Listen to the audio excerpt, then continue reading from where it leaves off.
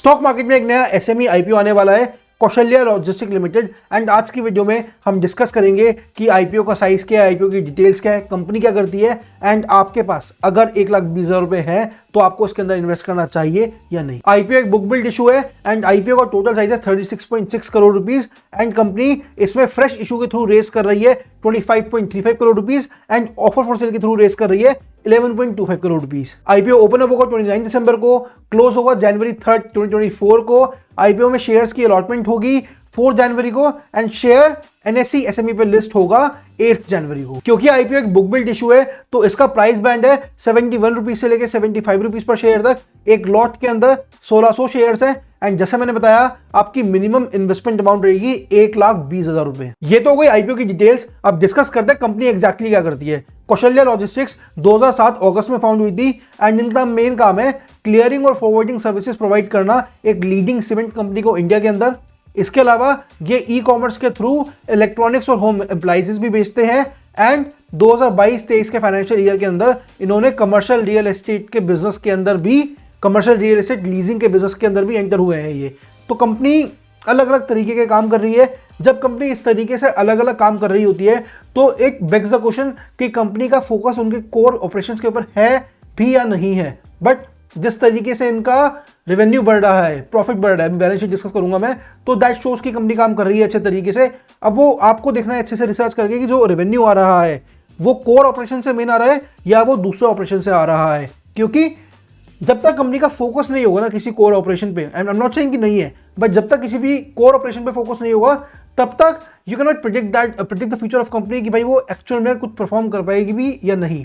अभी जैसा मैंने बताया कि उनका जो मेन काम है वो यही है कि वो लॉजिस्टिक्स और ट्रांसपोर्टेशन प्रोवाइड करते हैं, वो लैंड ट्रांसपोर्टेशन, लैंड के थ्रू ट्रांसपोर्टेशन प्रोवाइड करते हैं एंड उनका वेयर हाउसिंग और डिस्ट्रीब्यूशन का काम है।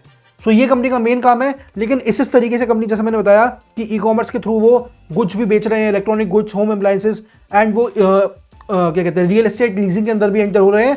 सो मे भी अच्छा कर जाए, जरूरी नहीं है कि नहीं करेंगे, but when ever company lakhs focus तो वो लॉन्ग टर्म में ग्रो होने के चांसेस उसके थोड़े से कम होते हैं। ऐसी कंपनी के ग्रो होने के चांसेस रेयर होते हैं। बट आगे डिस्कस करते हैं कि और क्या डिटेल्स हैं इसकी। जैसे मैंने बताया कंपनी का रेवेन्यू लास्ट ईयर में 894% बढ़ा है एंड प्रॉफिट 87% बढ़ा है। तो ये मेट्रिक्स अच्छे ही हैं कि कंपनी कुछ भी कर रही है, पैसा कमा रही है, simple.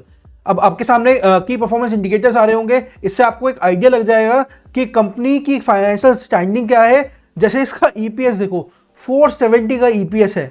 So that is a good thing कि 470 का मतलब अर्निंग पर शेयर की ओवरऑल जो कंपनी के शेयर्स हैं अभी, चाहे वो पब्लिक शेयर्स नहीं प्राइवेट शेयर्स हैं, लेकिन उसके हिसाब से पर शेयर क्या अर्निंग है, 470 का ईपीएस काफी अच्छा होता है।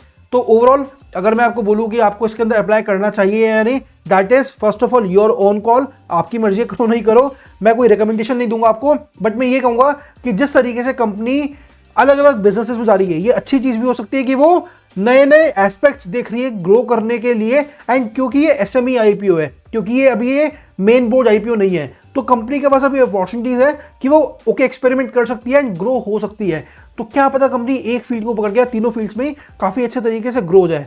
सेकेंडली, जितने भी ये सेगमेंट्स जिसमें कंपनी काम कर रही है ये काफी ज्यादा कॉम्पिटिटिव है, तो इसके अंदर से अगर प्रॉफिट कंपनी निकाल पा रही है तो that is a good thing.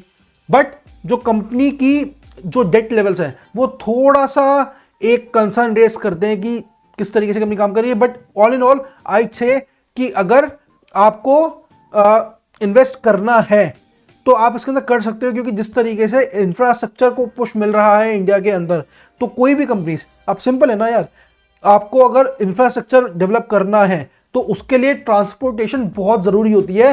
रेत, सीमेंट, ईंट, पत्थर, जो भी सारी चीजें होती है, लोहा, ये सब एक जगह से दूसरी जगह जाने के लिए ट्रांसपोर्टेशन तो बहुत ज्यादा जरूरी है ना।